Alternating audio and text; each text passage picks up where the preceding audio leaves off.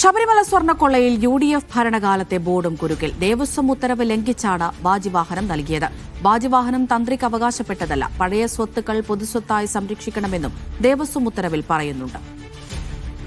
Sijo V John വിവരങ്ങൾ നൽകാനായി ചേരുന്നുണ്ട്. സിജോ, ഇതിപ്പോൾ UDF ഭരണകാലത്തെ ബോർഡും കുരുക്കിലാവുകയാണോ?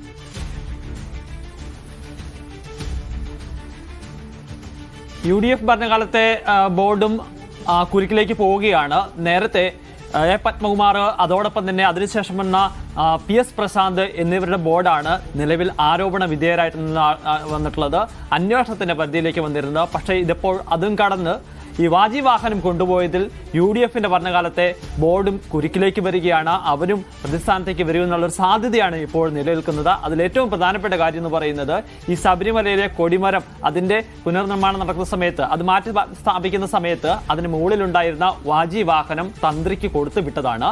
ഇത്തരത്തിൽ ഒരു പുനർനിർമ്മാണമോ അല്ലെങ്കിൽ ഇത് കൊടിമരമൊക്കെ മാറ്റി സ്ഥാപിക്കുമ്പോൾ ആ സ്വത്തുക്കൾ, അതിൽ നിന്നും ബാക്കി വന്നിരിക്കുന്ന സ്വത്തുക്കൾ, ഉപയോഗിക്കാത്ത സ്വത്തുക്കളൊക്കെ തന്ത്രിക്ക് അങ്ങനെ കൊടുത്തു വിടാൻ സാധിക്കത്തില്ല. അത് കീഴ്വഴക്കത്തിന്റെ ഭാഗമായിട്ടാണ് കൊടുത്തു വിട്ടത് എന്നുള്ളതാണ് അന്നത്തെ ദേവസ്വം ബോർഡ് ഭാരവാഹികൾ അജയ് തറയിൽ കഴിഞ്ഞ ദിവസം നമ്മൾ സംസാരിച്ചത്. അദ്ദേഹം പറഞ്ഞത് അതൊരു കീഴ്വഴക്കമാണ്. ആ കീഴ്വഴക്കത്തെ കുറിച്ച് അന്നത്തെ ദേവസ്വം ബോർഡ് പ്രസിഡന്റ് ആയിരുന്ന പ്രയാർ ഗോപാലകൃഷ്ണനാണ് പറയുന്നത്. ഇങ്ങനെ വന്നു കഴിഞ്ഞാൽ അത് കൊടുത്തു വിടുകയാണ് പതിവെന്ന് പറയുന്നത്. പക്ഷേ അങ്ങനെ ഒരു കീഴ്വഴക്കമില്ല. ആ കീഴ്വഴക്കമല്ല ശരി, ഇത് കൊടുത്തു വിടരുത് എന്നുള്ളത് സംഭവം അത് ക്ഷേത്രത്തിന്റെ സ്വത്തായി, പൊതു സ്വത്തായി തന്നെ സൂക്ഷിക്കണമെന്നുള്ളതാണ് ദേവസ്വം കമ്മീഷണറുടെ ഓർഡർ. ആ ഓർഡർ വരുന്നത് 2012 ആ ഓർഡർ നിലനിൽക്കുകയാണ്. 2017 ഈ കൊടിമരം മാറ്റുന്ന സമയത്ത്, പുതിയ കൊടിമരം സ്ഥാപിക്കുന്ന സമയത്ത് വാജിവാഹനം നിയമവിരുദ്ധമായി കടത്തിക്കൊണ്ടുപോയിരിക്കുന്നത്, കൊടുത്തുവിട്ടിരിക്കുന്നത് എന്നുള്ളതാണ് ഏറ്റവും പ്രധാനപ്പെട്ട കാര്യം. അങ്ങനെയാണെങ്കിൽ അവിടെയും ഉത്തരവിൽ ലംഘനം ഉണ്ടായിട്ടുണ്ട്, ചട്ടലംഘനം ഉണ്ടായിട്ടുണ്ട് എന്ന് തന്നെയാണ് മനസ്സിലാക്കുന്നത്. അപ്പോൾ തീർച്ചയായും ആ ബോർഡും അന്വേഷണ പരിധിയിലേക്ക് വരേണ്ടതില്ലേ? എന്താണ് അന്വേഷണ സംഘത്തിന്റെ നീക്കം? ഈ വാജിവാഹനവും കൊടിമരത്തിന്റെ നിർമ്മാണവുമായി ബന്ധപ്പെട്ട് പരാതികൾ ഉയർന്നിരുന്നു. അതിന് പിന്നാലെ ഹൈക്കോടതിയുടെ നിർദ്ദേശപ്രകാരം ഇപ്പോൾ SITയും അതോടൊപ്പം തന്നെ ദേവസ്വം വിജിലൻസും ഇതിനെക്കുറിച്ച് അന്വേഷണം ആരംഭിച്ചിട്ടുണ്ട്. അതിനിടയിലാണ് ഈ സുപ്രധാനമായിട്ടുള്ള ഒരു ഓർഡർ പുറത്തു വരുന്നത്. പ്രഥമ ദൃഷ്ടിയെ നമ്മൾ നോക്കുമ്പോൾ ഇതിൽ ചട്ടവിരുദ്ധമായിട്ടുള്ള നടപടികൾ ഉണ്ടായിട്ടുണ്ടെന്നുള്ളതാണ്. കാരണം 2012 ദേവസ്വം കമ്മീഷണർ ഇത്തരത്തിൽ ഒരു ഉത്തരവ് പുറപ്പെടുവിക്കുന്നത്. ആ ഉത്തരവ് നിലനിൽക്കുകയാണ് ഇത് തന്ത്രിയുടെ കൈവശം കൊടുത്തുവിടുന്നത്. അതൊരു കീഴ്വഴക്കമെന്ന് പറയുമ്പോൾ അതൊരു കീഴ്വഴക്കമെന്ന് വാക്കാൽ പറയാം. പക്ഷെ ആ കീഴ്വഴക്കമല്ല ശരി, അത്തരത്തിൽ കൊടുത്തുവിടരുത്. ഇത്തരം വസ്തുക്കൾ ഉണ്ടെന്നുണ്ടെങ്കിൽ അതൊരു പൊതു സ്വത്തായി കണക്കാക്കി, അത് ക്ഷേത്ര സ്വത്തായി കണക്കാക്കി ക്ഷേത്രത്തിൽ തന്നെ സൂക്ഷിക്കണം എന്നുള്ളതാണ് ഈ ഓർഡർ. ആ ഓർഡർ നിലനിൽക്കുമ്പോൾ എങ്ങനെ വെറും കീഴ്വഴക്കത്തിന് പേരിൽ ഇത് കൊടുത്തുവിടും എന്നുള്ളതാണ് ഏറ്റവും പ്രധാനപ്പെട്ട ചോദ്യം. ഞാൻ നേരത്തെ സൂചിപ്പിച്ചതുപോലെ PS പ്രശാന്തിന്റെ കാലത്തെ ഭരണസമിതിയുടെ ഭാഗത്തുനിന്നുണ്ടായ വീഴ്ചകൾ പോലെ, അതോടൊപ്പം തന്നെ എ പത്മകുമാറിന്റെ കാലത്തെ ഭരണസമിതിയുടെ ഭാഗത്തുനിന്നുണ്ടായ വീഴ്ചകൾ പോലെ അതേ തരത്തിലുള്ള മറ്റൊരു നടപടിയും ഒരു വീഴ്ചയും ഇതിൽ നിന്ന് പ്രഥമ ദൃഷ്ടിയാ തന്നെ മനസ്സിലാകും. സ്വാഭാവികമായും ഇതിനെക്കുറിച്ച് ഇനി കൂടുതൽ അന്വേഷണം നടത്തുന്ന കാര്യത്തിൽ സംശയമില്ല. ഹൈക്കോടതിയുടെ നിർദ്ദേശപ്രകാരം SITയും അതോടൊപ്പം തന്നെ ദേവസ്വം വിജിലൻസും അന്വേഷണം ആരംഭിക്കുകയും ചെയ്തിട്ടുണ്ട്. അങ്ങനെയാണെങ്കിൽ ഇനിയിപ്പോൾ അന്വേഷണം ആരിലേക്കൊക്കെ കടക്കും സിജോ? അന്നത്തെ ദേവസ്വം ബോർഡ് പ്രസിഡന്റ് പ്രയാർ ഗോപാലകൃഷ്ണനാണ്. അദ്ദേഹത്തിന്റെ സാന്നിധ്യത്തിൽ ഈ പറയുന്ന അന്നത്തെ ദേവസ്വം ബോർഡ് അംഗങ്ങൾ ഇപ്പോഴുണ്ട്. അതിൽ പ്രധാനപ്പെട്ട ആളെന്ന് പറയുന്നത് അജയ് തറയിലാണ്. അജയ് തറയിലിനോട് കഴിഞ്ഞ ദിവസം നമ്മൾ ഇതുമായി ബന്ധപ്പെട്ട് ചോദിച്ചിരുന്നു. അപ്പോൾ അദ്ദേഹം പറയുന്നത് എന്തെങ്കിലും ഓർഡർ അങ്ങനെ നിലനിൽക്കുന്നതായി തങ്ങൾക്ക് അറിയില്ല, ഇതൊരു കീഴ്വഴക്കമാണ് എന്നുള്ളതാണ് അദ്ദേഹം പറയുകയും ചെയ്തിരുന്നത്. കീഴ്വഴക്കത്തിന്റെ ഭാഗമായി, അതായത് കീഴ്വഴക്കത്തെക്കുറിച്ച് അദ്ദേഹം പറയുന്നത് അന്നത്തെ ദേവസ്വം ബോർഡ് പ്രസിഡന്റായിരുന്ന പ്രയാർ ഗോപാലകൃഷ്ണനാണ് അങ്ങനെ പറയുന്നത്.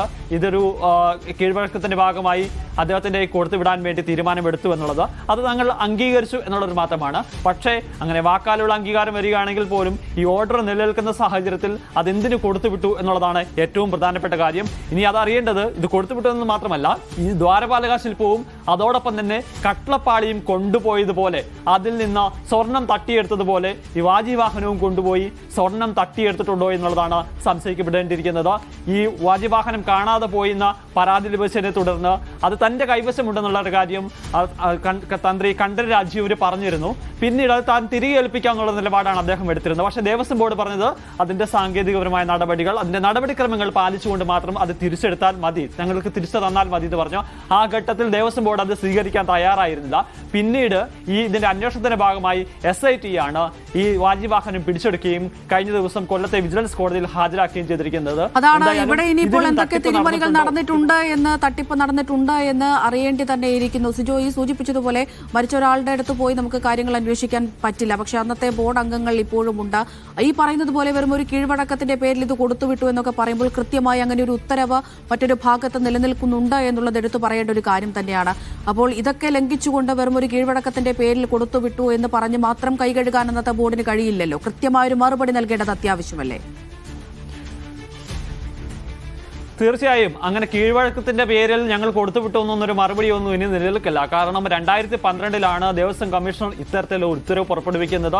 ഇത്തരത്തിൽ പുനർനിർമ്മാണം നടക്കുന്ന സമയത്ത് അല്ലെങ്കിൽ ആ ക്ഷേത്രത്തിന്റെ വസ്തുക്കളൊക്കെ മാറ്റി നിർമ്മിക്കുന്ന സമയത്ത് അതിൽ ബാക്കി വരുന്ന സ്വർണമോ മറ്റു വസ്തുക്കളോ ഉണ്ടോ എന്നുണ്ടെങ്കിൽ അത് പൊതുസ്വത്തായി തന്നെ കണക്കാക്കണം, അത് ക്ഷേത്രത്തിൽ തന്നെ സൂക്ഷിക്കണമെന്നാണ് പറയുന്നത്. അല്ലാതെ അവിടുത്തെ തന്ത്രിക്കോ അല്ലെങ്കിൽ മറ്റു ഉദ്യോഗസ്ഥർക്കോ അങ്ങനെ എടുത്തുകൊണ്ട് പോകാനോ സ്വന്തം വീട്ടിൽ സൂക്ഷിക്കാനോ അത് കൈവശപ്പെടുത്തി വെക്കാനോ അത് വിൽക്കാനോ അല്ലെങ്കിൽ അത്തരത്തിലുള്ള നടപടികളിലേക്ക് പോകാൻ സാധിക്കത്തില്ല. അതിന് കൃത്യമായ ചട്ടങ്ങളുണ്ട്, നിയമങ്ങളുണ്ട്, ഉത്തരവുകളുണ്ട്. ആ ഉത്തരവുകളുടെ നഗ്നമായ ലംഘനമാണ് ഈ കേസിൽ സംഭവിച്ചിരിക്കുന്നത് എന്നുള്ളതാണ് ഈ ഉത്തരവ് നമ്മൾ പരിശോധിക്കുമ്പോൾ നമുക്ക് മനസ്സിലാവുന്നത്.